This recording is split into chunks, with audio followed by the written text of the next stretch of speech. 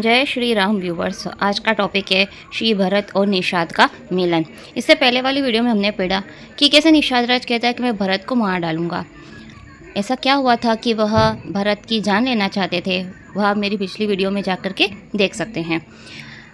जब निषाद को यह पता चला कि भरत राम जी को मनाने के लिए जा रहे हैं, कोई विरोध नहीं है, तब वह उनसे मिलने के लिए जाता है। तब भरत जी ने निषाद को अपने गले से लगा लिया और प्रेम अश्रु धारा बहने लगी भरत जी की आंखों से। अब आइए आगे की हम कथा शुरू करते हैं। भरत जी निषाद राज से गले लगकर मिलते हैं और कहते हैं, यहाँ पर उनके मन में राम सखा गुह से सप्रेम मिलकर भरत जी ने कुशल क्षेम पूछी। भरत जी का शील और स्नेह देख करके उस समय निषाद विदेह हो गया। उनके मन में संकोच स्नेह आनंद इतना बढ़ गया कि टकटकी लगाए भरत जी को देखते खड़े रह गए। धीरे धर कर भरत जी के चरणों में प्रणाम करके स्नेह से हाथ जोड़कर स्तुति करने लगे। अब निषाद राज ने भरत जी को प्रणाम किया। कुशल के मूल आपके चरणों में के दर्शन करके मैंने तीनों कालों में अपनी कुशल समझ ली है। हे प्रभु, आपकी पूर्ण कृपा से मेरा करोड़ों पीढ़ियों सहित कल्याण हो गया है। अपना वंश और कर्म देखकर प्रभु की महिमा को जी में विचार करके मैंने समझ लिया कि जो राम जी के चरणों का भजन नहीं करता है वह संसार में ब्रह्मा जी द्वारा ठगा गया। मैं कपटी, कायर, कुबुद्धि को जाती हूँ, सब प्रकार से लोक और वेद से बाहर हूँ। निषाद राज कहता है कि मैं तो कपटी, कुबुद्धि को जाती हूँ, लोक और वेद से बाहर हूँ, परंतु जब से मुझे राम जी ने अपनाया है तभी से मैं लोक का भूषण हो गया हूँ। निषाद राज इस प्रकार से विनती करता है और भरत जी उन्हें प्रेम से गले लगा लेते हैं। सभी माताएं निषाद राज से मिलती हैं, उन्हें आशीर्वाद देती हैं। इसी प्रकार से भरत जी ने निषाद राज को आगे करके और श्रृंगेरपुर में प्रवेश किया। भरत जी ने सेना के साथ संसार को पवित्र करने वाली गंगा जी के दर्शन किए, श्री राम घाट को प्रणाम किया। उनका मन ऐसा प्रसन्न हुआ मानो राम जी मिल गए। और सभी गुरुदेव ने, माताओं ने, सभी नरवासियों ने गंगा जी में स्नान किया और भरत जी ने स्नान करके गंगा जी से कहा कि आपकी रेणु सबको सुख देने वाली है, सेवकों को तो कामधेनु के समान है। मैं हाथ जोड़कर वर मांगता हूँ कि सीताराम जी के चरणों में मेरा स्वाभाविक की स्नेह हो। इसी प्रकार से जब भरत जी ने पता लगाया कि माता स्नान कर चुके, सभी ने डेरा डाल दिया। भरत जी ने चरण दबा करके मधुर वचन करके माताओं का आदर किया। फिर शत्रुघ्न को माताओं की सेवा सौंपकर निषाद राज को अपने पास बुलाया। भरत जी सखा के हाथों में हाथ मिला हुए चले। अधिक स्नेह के कारण उनका शरीर शिथिल हो गया। निषाद राज से पूछते हैं कि वह स्थान दिखाओ, कुछ तो नेत्रों और मन की जलन को ठंडी करो जहाँ सीता जी, राम जी, लक्ष्मण जी रात को सोए थे। और ऐसा कहते हुए भरत जी की आंखों में आंसू आ गए।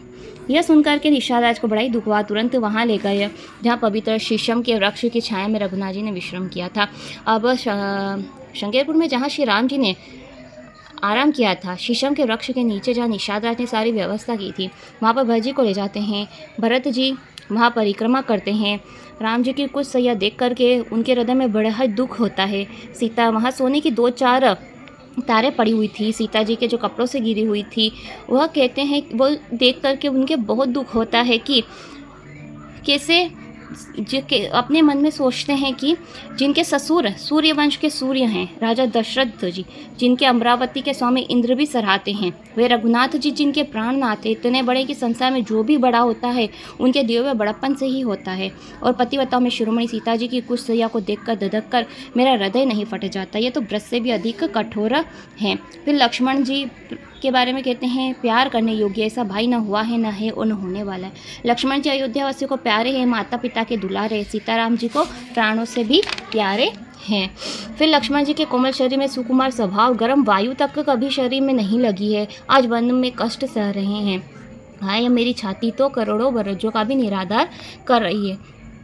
श्री राम जी ने जन्म लेकर संसार को आलोकित कर दिया है। रूप, शील, गुण, समुद्र, नगर निवासी, कुटुंब, गुरु, पिता, माता, सब कुछ श्री राम जी का स्वभाव सुख देने वाला है। शत्रु भी राम जी की बड़ाई करते हैं, बोलचाल से, मिलने से, नम्रता से मन को हर लेते हैं। सरस्वती जी और शेष भी प्रभु राम जी के गुणों की गिनती को नहीं कर सकते हैं। सूर्य, रघुवंश भूषण, सुख सरो राम जी जो आनंद मंगल के स्थान है, उनकी कुशा बिछा करके पृथ्वी पर सोते हैं। ब्रह्मा की गति बड़ी ही विचित्र है। राम जी ने दुख कभी कानों से भी नहीं सुना। महाराज स्वयं जीवन वृक्ष की तरह उनकी संभाल करते हैं। माताएं दिन रात उनकी रखवाली करती हैं, जिससे पलक नेत्रों की करती हैं और श्राप मणि की करता है। वह वन में पैदल घूम रहे हैं, कंदमूल फल फूल का भोजन कर रहे हैं। अमंगल की मूल केकई को धिक्कारे, जो प्राण प्रिय के भी विरुद्ध हो गई। मुझे पापे के समुद्र भागे को धिक्कारे, जिसके कारण सब उपद्रव हुआ। भरत जी कहते हैं कि मुझे बड़ा ही धिक्कार है, मेरे कारण ही ये सब हो रहा है। सीताराम जी पैदल वन में घूम रहे हैं, उनके फल फूल का आहार कर रहे हैं और कुशा बिछा करके सोते हैं। विधाता ने तो मुझे कुल का कलंक लगाने के लिए उत्पन्न कर दिया, कुमाता ने मुझे स्वामी का विरोधी बना दिया।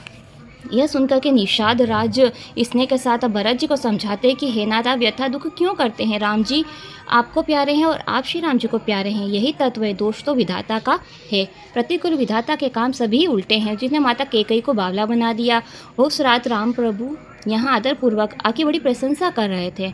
इसी प्रकार से राम जी को आप अतिशय प्रिय हैं, मैं सौगंध खा करके कहता हूँ, अंत में मंगल होगा, जान करके धीरज धारण कीजिए। इस प्रकार से निषाद राज कहता है कि वह रात श्री राम जी आपकी बड़ी प्रशंसा कर रहे थे, आप दुखी मत होइए। प्रभु राम जी अंतर्यामी, संकोच, प्रेम, दया निधाने, विचार करके मन पक्का करके चलिए और आराम कीजिए। इसी प्रकार से निषाद भरत जी को समझाते हैं और भरत जी मन में धीरज धरकर राम जी का स्मरण करते हुए डेरे को चलते हैं। यहाँ सभी नर नारियों को राम जी का पता चलता है कि राम जी ने यहाँ विश्राम किया था। सभी आकर शीशम के वृक्ष में प्रणाम करते हैं, परिक्रमा करते हैं और अपनी निंदा करते हैं और निषाद राज की बड़ी ही प्रशंसा करते हैं। इसी प्रकार से रात पूरी व्यतीत होती है, सवेरा हो जाता है। सभी गंगा जी के पार जाने के लिए तैयार होते हैं और निषाद राज सभी व्यवस्था कर देते हैं और सभी गंगा पार चले जाते हैं। इसी प्रकार से आज की यह कथा यहीं पर समाप्त करते हैं। आगे की कथा हम आने वाली वीडियो में करेंगे। आप मेरे साथ राम कथा में जुड़ जाइए। जय श्री राम।